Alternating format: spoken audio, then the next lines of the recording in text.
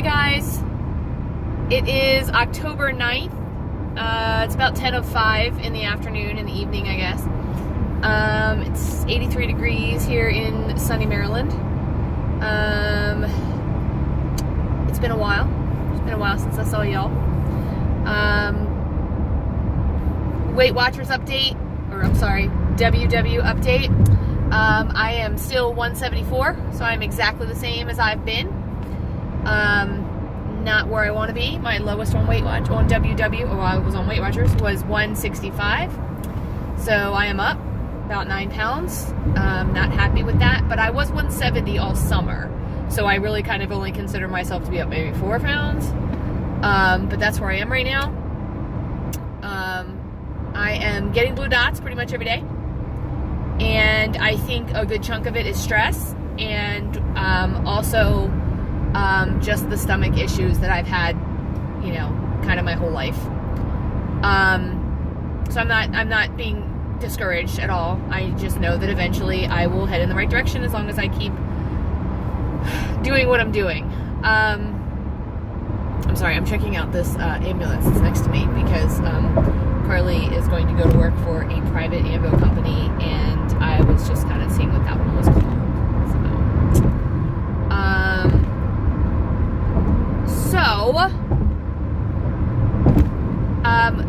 I have been stressed out lately, and you haven't seen me lately. And I'm going to tell you, I have recorded this video probably 5 times. Not today, but like over the course of the last 2 weeks, to try to kind of explain to you what was going on in my life. And I don't know that I'm getting the point across, or I don't know what happens. I think I just get home and I'm like, I'm not posting that because all I did was ramble. So if I ramble, I apologize.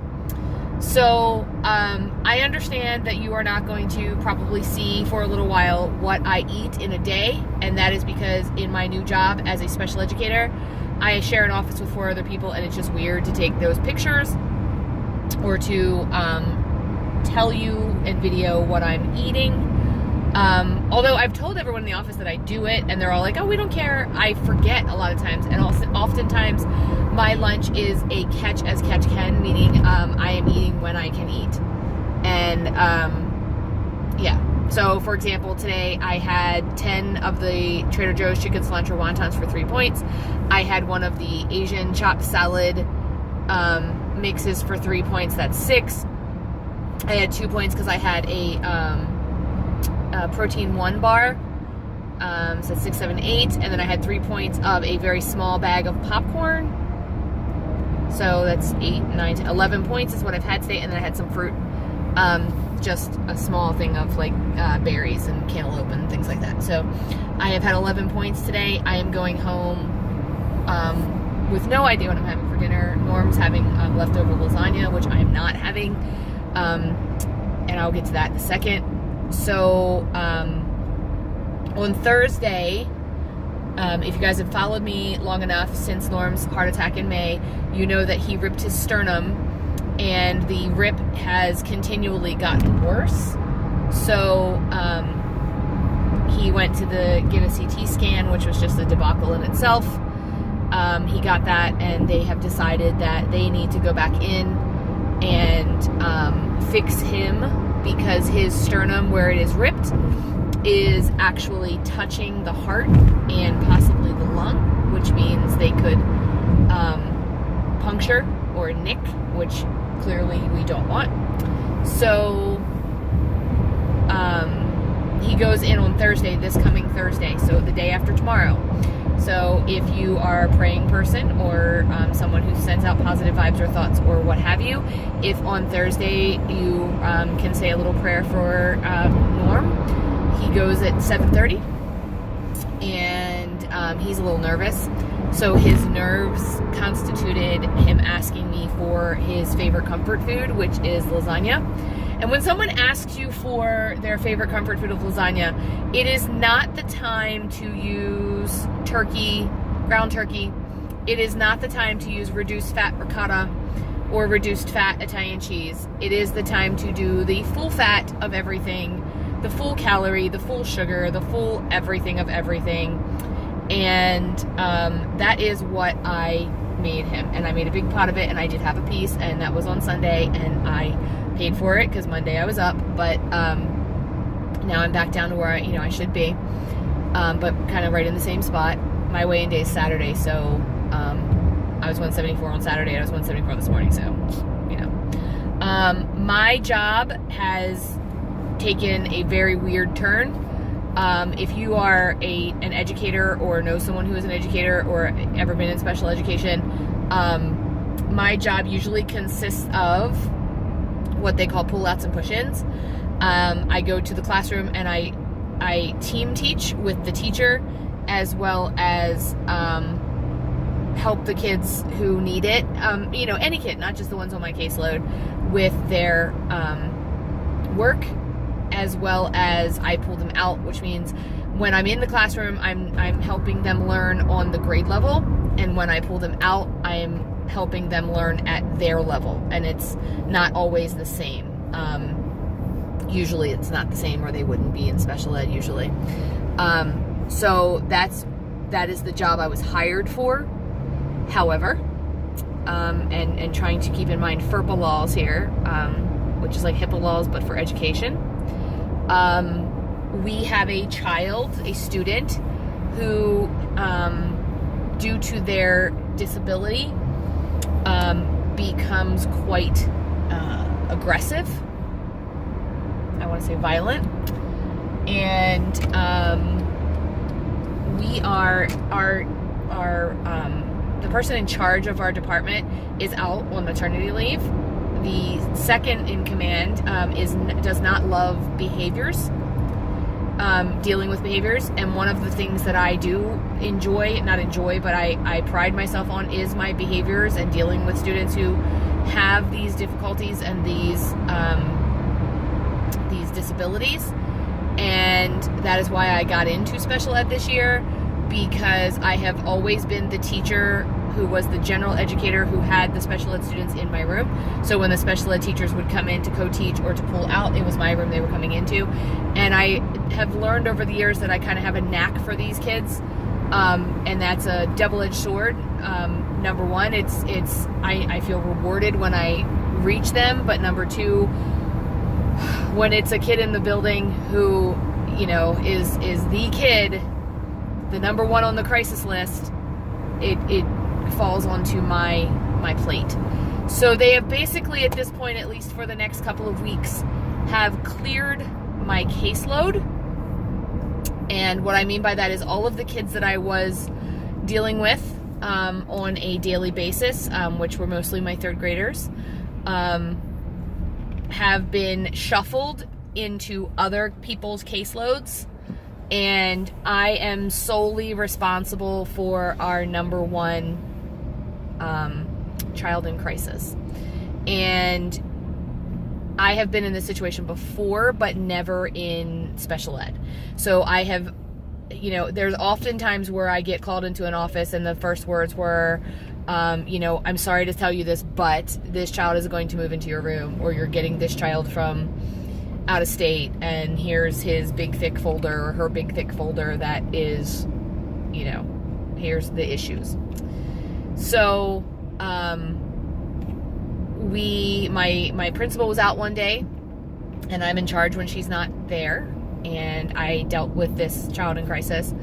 And then the next day I went to, as the special educator, went to our school psychologist, asked that protocols be put into place, because as the administrator, I didn't know what I was supposed to do.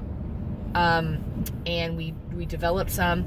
We spent the next day, or that day and the following day, really working through these protocols, deciding which things were going to work and which things were not working. Some as simple as, we're going to set a 2-minute timer. At the end of that 2 minutes, she needs to,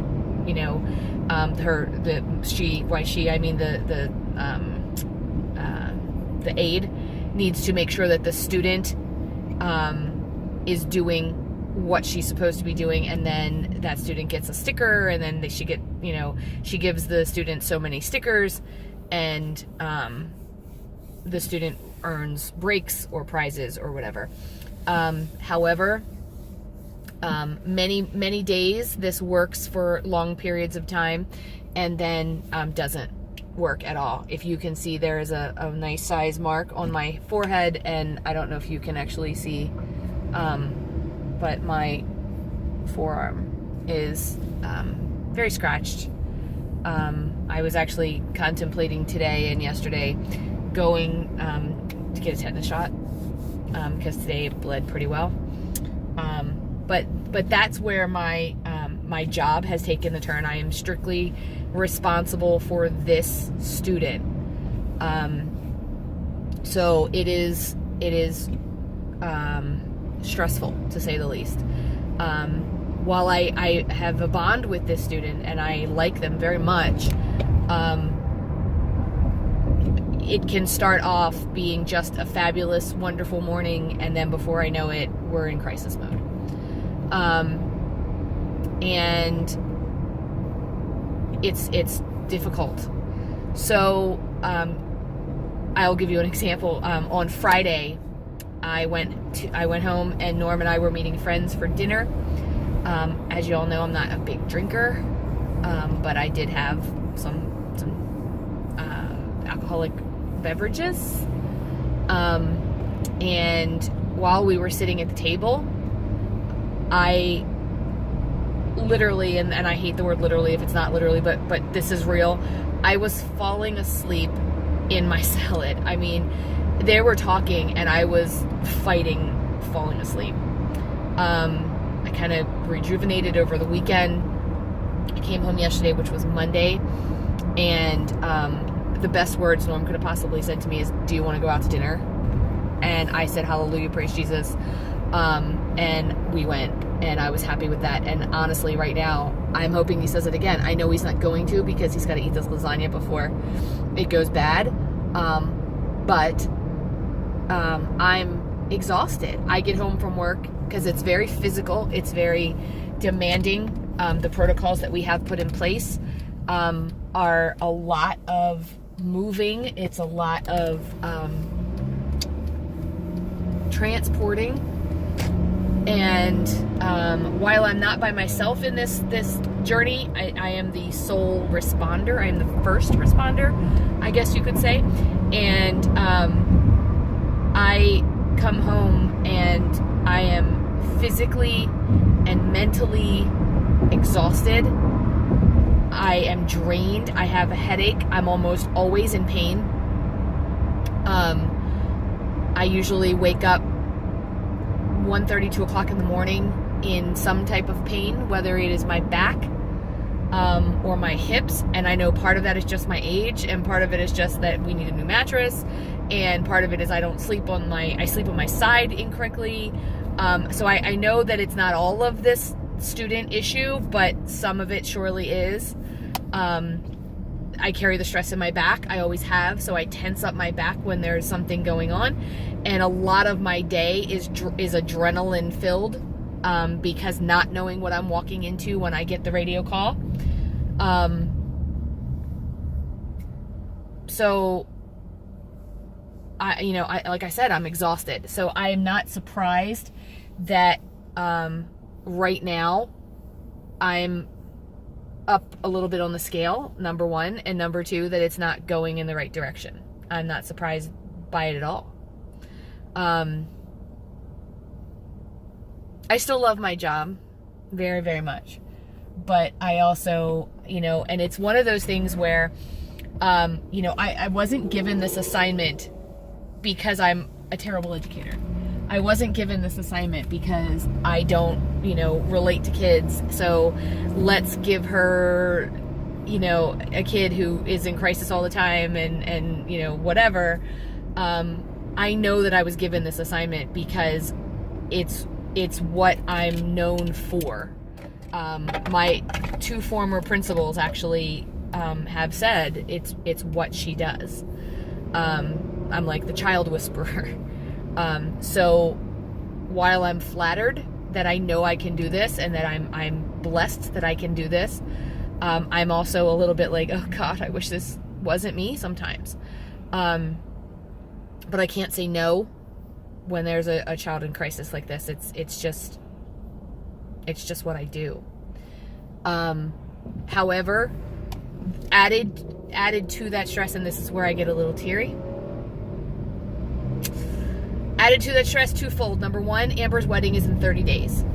My oldest daughter is getting married in 30 days. Pretty much done. We're pretty much there, but boy, it has been a ride. It has been a journey. That's happy tears. However, the other part that is not such happy tears, I have repeatedly said, I don't know how long Norm is going to allow me to do this job. Now understand what I'm saying. I'm not saying that he's going to tell me, you have to quit, or you have to walk away from this child. It's just getting to the point where, when I'm going home with scratches down my face that basically went like this, and scratches up my arm, you don't want to see your spouse, your loved one, going through that. And he, not being in education, his opinion is, well, can't you just get her out of the school? Well, no, it just kind of doesn't work that way. And he doesn't understand that, because by the grace of God, we have three beautiful, I don't want to say normal, but three beautiful, children who have no special needs. And, so his opinion is, this is ridiculous, this shouldn't be in the school. The problem is, when he wants to kind of, I don't want to say argue, but when he wants to, I guess, tell me what I should be doing, which, men love to do, it really does add more stress to my already stressful day. So I'm going to jump off here before I start crying. And, oh, my doggies are at the gate. And I will see you, hopefully tomorrow. But if not, I just wanted you guys to know why.